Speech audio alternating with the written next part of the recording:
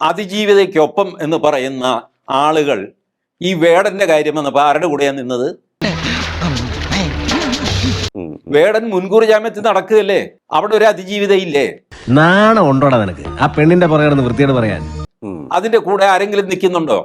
ആ വേടന് നിങ്ങൾ സംസ്ഥാന അവാർഡ് കൊടുത്തു, സത്യമല്ലേ? നമ്മളെ വിളിച്ചിട്ട് ഒരു അവാർഡ് ചുമ്മാ തന്റെ നാട് നന്നാവത്ത്. സിനിമാ പാട്ടിനുള്ള അവാർഡ് നിങ്ങൾ കൊടുത്തത് ഈ ബലാത്സംഗ കേസിൽ മുൻകൂർ ജാമ്യത്തിൽ നിൽക്കുന്ന ഒരു തെമ്മാടിക്കാണ് നിങ്ങൾ സംസ്ഥാന അവാർഡ് കൊടുത്തത്. ഈ ഇരിപ്പിൽ അങ്ങോട്ട് സമാധിയായാൽ മതിയായിരുന്നു. അത് കൊള്ളാം. എന്നിട്ട് അതിജീവിതയ്ക്കൊപ്പം എന്ന് പറയുന്നു. നാണമില്ലേ നിങ്ങൾക്കൊക്കെ? ഇന്ന് മുഖ്യമന്ത്രി വന്നിട്ട് അങ്ങേരും അതിജീവിതയ്ക്കൊപ്പം എന്ത് തേങ്ങ? ഈ വേടന്റെ കാര്യത്തിലെ അതിജീവിതയ്ക്ക് വേണ്ടി ആരും സംസാരിക്കാത്തത് എന്താ? ഇയാളെന്താ സംസാരിക്കാത്ത? ഊമയാണോ? അല്ല, ആക്കിയതാ. ഞാനൊരു പ്രത്യേകതര ഊമയാ. ഒരു മനുഷ്യനില്ല.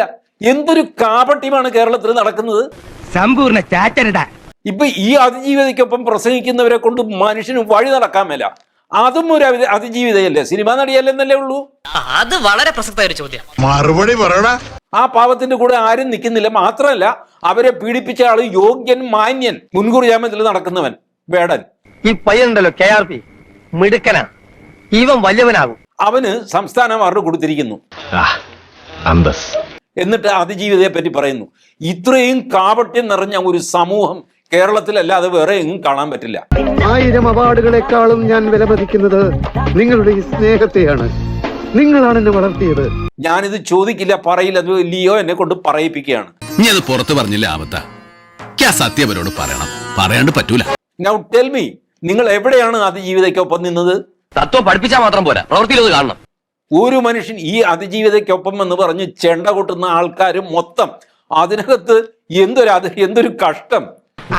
ഒന്നും പറഞ്ഞിട്ട് കാര്യമില്ല. ഡയറക്ടർ ജനറൽ ഓഫ് പ്രോസിക്യൂഷൻ ആയിരുന്നു ആസിഫ് അലി. ആസിഫ് അലി സാറും വന്ന് പറയുന്നു അതിജീവിതയ്ക്കൊപ്പം. ഇപ്പൊ അതാണല്ലോ ഒരു ട്രെൻഡ്. എന്താ വേടന്റെ കാര്യത്തിൽ ആസിഫ് അലി സാറിന് നാക്കില്ലാത്തത്? എന്റെ പുരുഷൻ മനസ്സിലാക്കണം.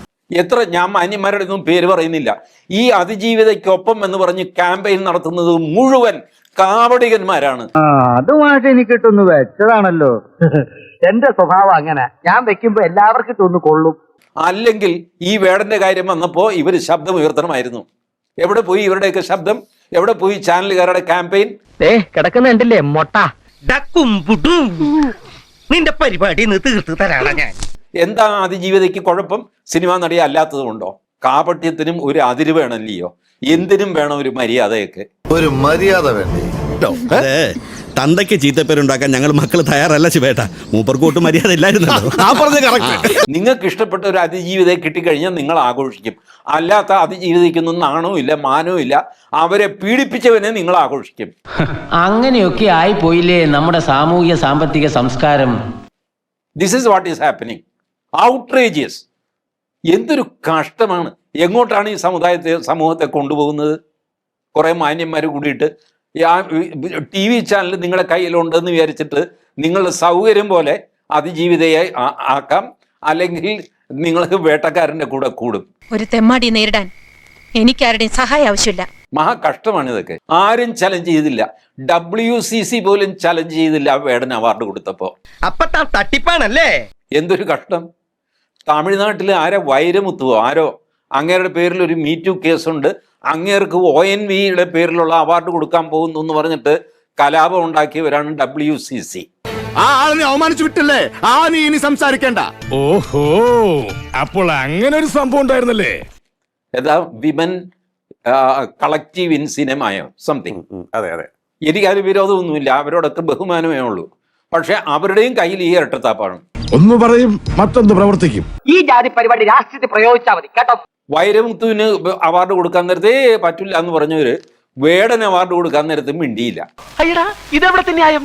റൊഡാലിയോ മൊട്ടയടിച്ചപ്പോ എല്ലാവർക്കും ഓഹോ, ഇന്ത്യയിൽ ആദ്യമായി വട്ടോളി മൊട്ടയടിപ്പിച്ചപ്പോ ആഹാ. അപ്പൊ ഈ കാപട്യം നമ്മുടെ കൺമുമ്പിൽ നടന്നുകൊണ്ടിരിക്കുകയാണ്.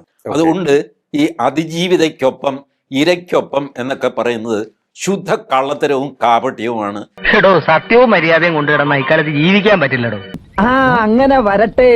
സൗകര്യപൂർവ്വം പോപ്പുലറായിട്ട് കിട്ടാനായിട്ട് പറയുന്ന ഒരു പറച്ചിലാണ്. അത് ഇതിനകത്ത് ഒരു സാങ്കത്യവുമില്ല. അത് പോയിന്റ്.